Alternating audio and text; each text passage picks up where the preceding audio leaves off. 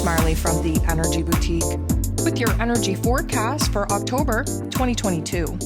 So on October 30th, we have our final astro event for the month. And that is a big one, seeing as Mars, the god of war, ruling over our physical energy, our drive, our passion, our desires, even our anger, is going retrograde. So Mars doesn't retrograde very often. He does have a 2-year cycle moving through all the signs, and usually there is a retrograde in that particular cycle. What is super strange about this particular retrograde is that it's basically sitting in the same energy for close to 7 months. In Gemini energy, nonetheless. So we had Mars move into Gemini. We had Mars move through the degrees of Gemini. We are currently at 25 degrees. So you know what? If we didn't go retrograde, we would only have probably about another 2.5 weeks before Mars would have completed the Gemini energy and then moved on to Cancer. At 25 degrees, we are going retrograde. What does this mean? It means that the energy that this planet that it rules over usually takes this energy, we're able to assert it out in the world. Mars rules over our physical energy, so we're using our physical energy out in the world. He rules over passion and desires, so we're able to assert ourselves out in the world in order to achieve our goals, our passions, our desires. He rules over action, so we're able to take that energy and actually do something with it in the outside world. But when he goes retrograde, all of that energy now goes inward. This is where things get a little bit sticky. Now, if you listen to the ascension forecast for the week, you would know that I went on a little bit of a rant here about how retrogrades aren't scary, they're not bad, that they're actually fully essential for us to kind of take a time out, to move inward, to kind of, reanalyze and reevaluate our situation. And Mars going retrograde, especially at this particular time while all the other planets are coming out of a retrograde and going direct, is going to work in our favor for a couple of reasons. And I want to break it down for you. First of all, this means that we have all of these other planets, right? We had Saturn go direct. Now we're slowly but surely recognizing where it is that we have to get to work in building new systems, foundations, and structures in our lives so that we can kind of implement some boundaries and still continue to do what it is that we need to do as individuals and still kind of live up to the obligations and commitments that we've made to other people. But Saturn's retrograde over the past 5 months has shown us where it is that we sacrificed too much of our own wants, needs, and desires to do what we thought other people wanted us to do or what we thought other people expected us to do.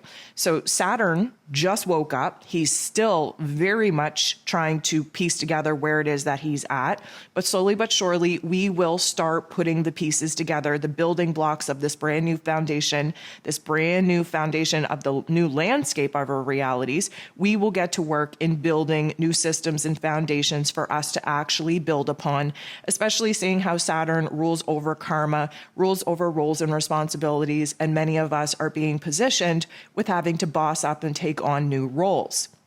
We had Pluto go direct after 5.5 months retrograde, and Pluto is about empowerment. He has shown us over this past 5.5 months of being retrograde, where it is that we've given our power away, where it is that life got a little bit out of hand because we gave other people in our lives the starring role of the movie that is supposed to be us.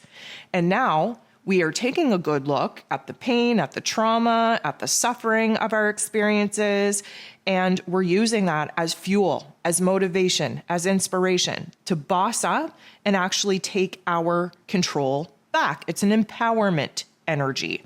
Pluto is about transformation. There's been a huge transformation of self. That's what the inner realm energy was doing while we had that retrograde. And now we're able to actually take action in our physical realms, manipulate, maneuver elements in whatever way they have to be in order for us to see the change and transformation be mirrored in our external realm that we've already arrived at in our internal realm. Now, Jupiter is still retrograde. He just slipped back into Pisces energy, giving us a little bit of a reflective time, a time to recalibrate, reconnect, redefine, redesign what it is that our dreams actually are, what our beliefs actually are, kind of refreshing our soul, if you will. And he will be going direct at the end of November. We still have Neptune in a retrograde and Uranus in a retrograde. Those two will be coming out of their retrogrades as we near the end of 2022. So we have all of these major heavy-hitting planets coming out of a retrograde, while Mars, being an inner planet, which means that he has more influence and effect on us, is going retrograde. Which means that, yes, we are slowly but surely actively seeing the changes in our exterior realm, but Mars now has to pump the brakes on how much energy he puts out into the world, on how aggressive and assertive he is out in the world. He has to really kind of reevaluate his passions, his desires, and realistically, he has to deal with his anger, with his frustration, with his agitation.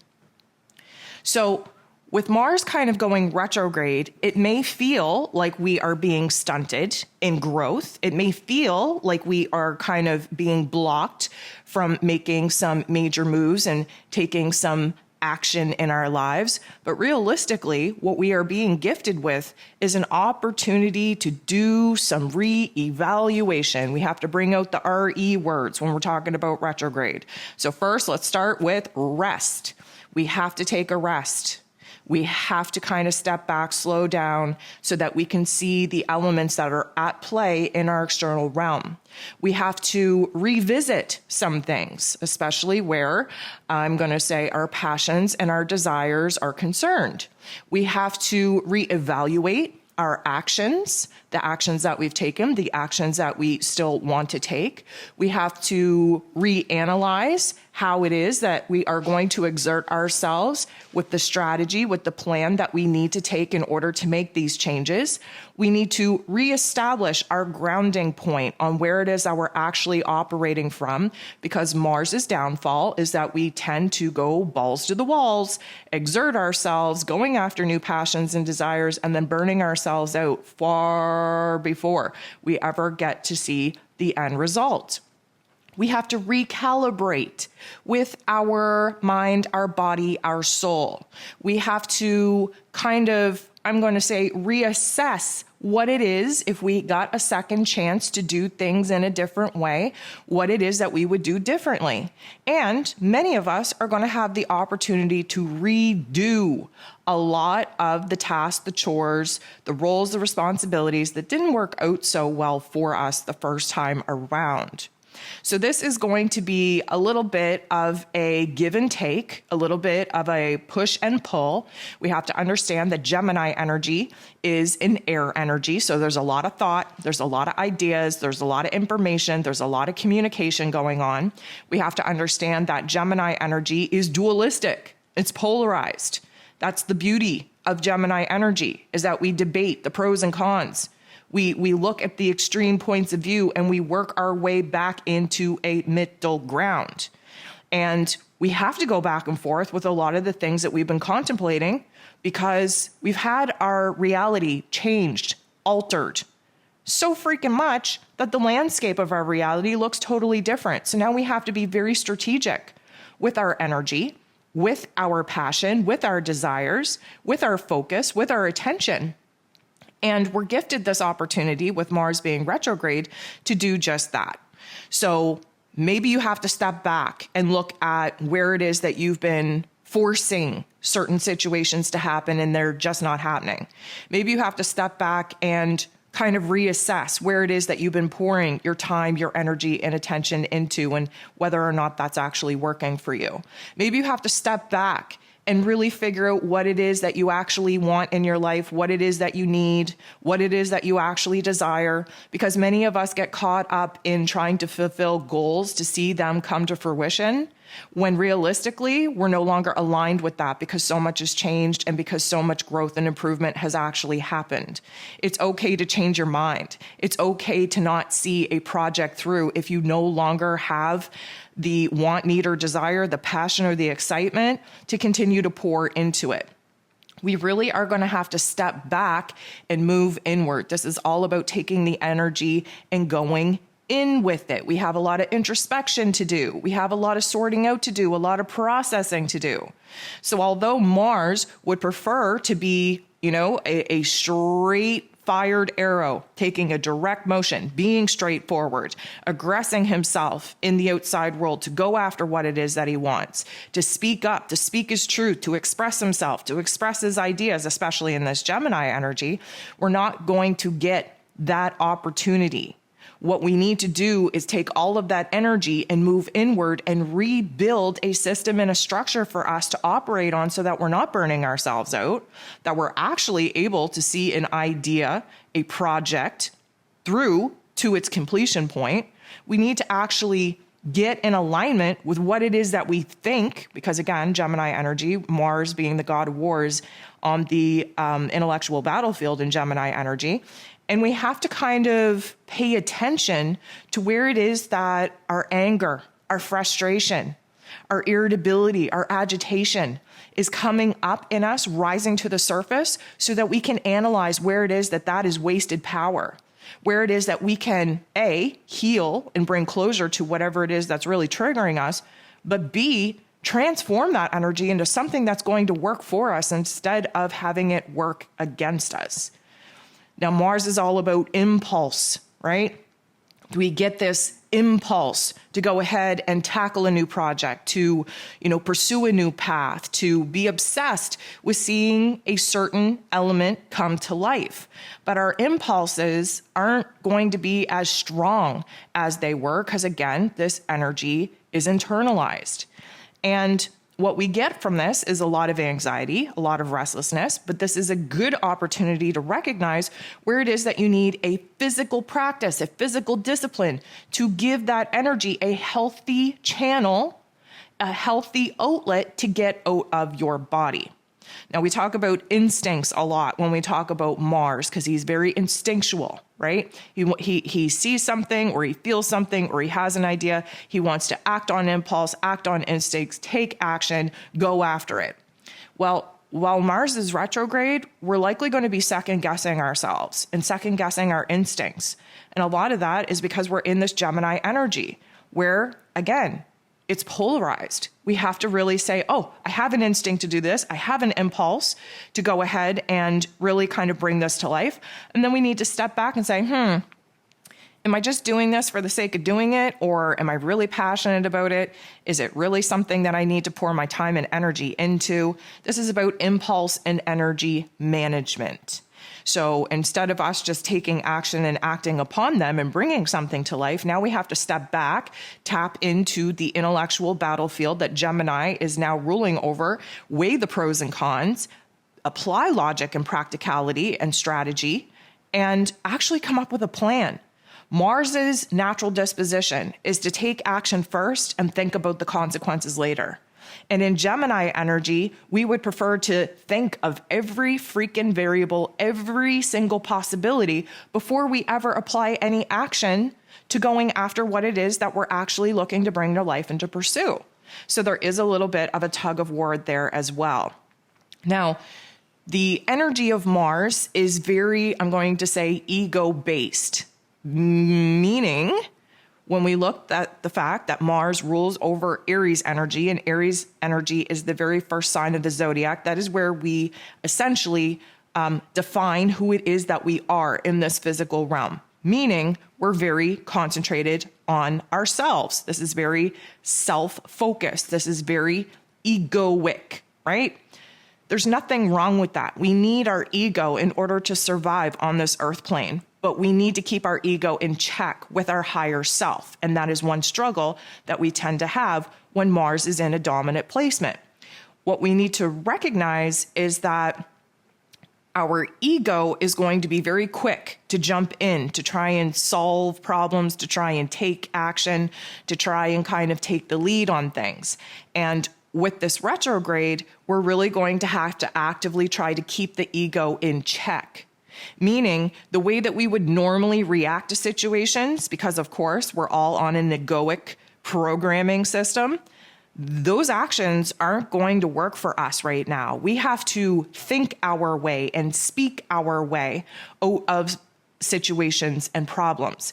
Taking action, aggressing ourselves, being reactive is not going to get us anywhere other than deeper in a hole that we're going to have to dig ourselves out of later. So we shouldn't really do that. What we have to understand is that there is going to be a lot of triggers. This is important. This is shadow work. We have to be triggered.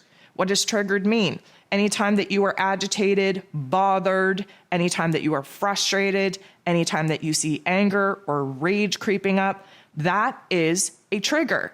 And when you do the deep dive and dissecting what actually triggered you and where this emotion is actually coming from, and you move back into the years in which you've grown up, gone through, I would say that you're going to find a lot of answers when you take a good look at your childhood. And the reason why we need to do that is because the powerful energies, emotions like anger, like rage, like frustration, they are very pivotal energies for us to be able to make great changes in our physical realm, as long as we're not allowing those particular emotions to be destructive and actually destroy us. So getting a grip on them, befriending them, understanding where they're coming from, and giving them a safe framework and a structure in your life to be used in a positive way means that we're coming out on top. We're learning a lot, and we're applying the not so nice thoughts and feelings to our lives in a way where we can be empowered instead of basically destroyed by our own inner realm. Now, there is going to be a lot of challenge. Mars is the god of war. He rises to all challenges. But the greatest challenge is our inner realm right now, dealing with our tension, dealing with our guilt, dealing with our depression, dealing with all the negative thoughts and feelings that get triggered by the outside world. And so we have to be very open, very aware to what's going on in our head space, in our heart space, and the knee-jerk reaction that our physical body wants to take in order to try and resolve some of those thoughts and emotions. So we definitely are going to see a little bit of a block in trying to decide certain things. Again, we're in Gemini energy, and Gemini energy, although I would say isn't really indecisive, Gemini energy needs us to have the full picture of both sides of the coin before we can make an informed decision. So we might be experiencing a lot of mental blocks. We could find ourselves even stalling on trying to come to a certain decision or agreement because there's a lot to sort out in that intellectual battlefield.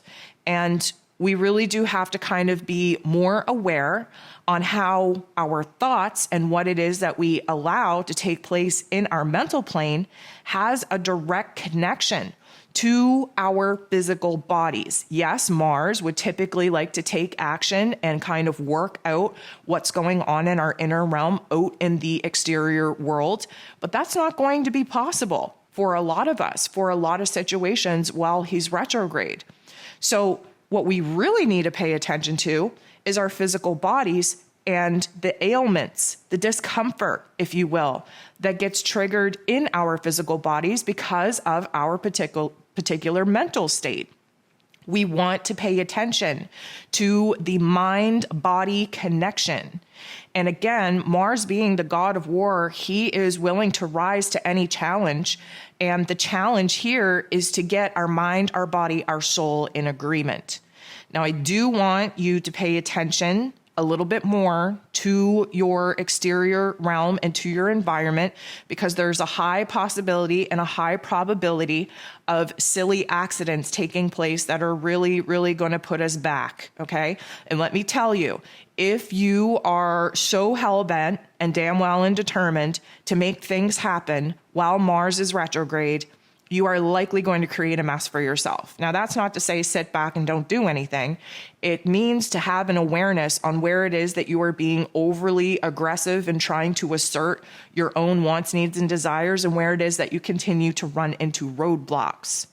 We want to make sure that we are kind of managing our excitement, our passion, our enthusiasm, our confidence, our anger, our aggression that we are managing it in a better way than we ever had before.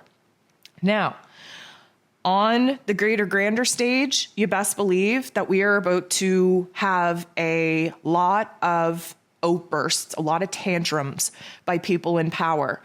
Because again, yes, Mars going retrograde is the main factor that we're talking about here, but we also have Mercury, ruler of the mental plane, ruler of the Gemini energy that Mars is currently in, moving into Scorpio energy that Mars rules over, and we're in Scorpio season. There is a whole lot of truth that is about to be revealed on the greater grander stage. A lot of hidden truths, a lot of lies, a lot of deceptions, a lot of betrayals that is 100% needed in order to come to front and center.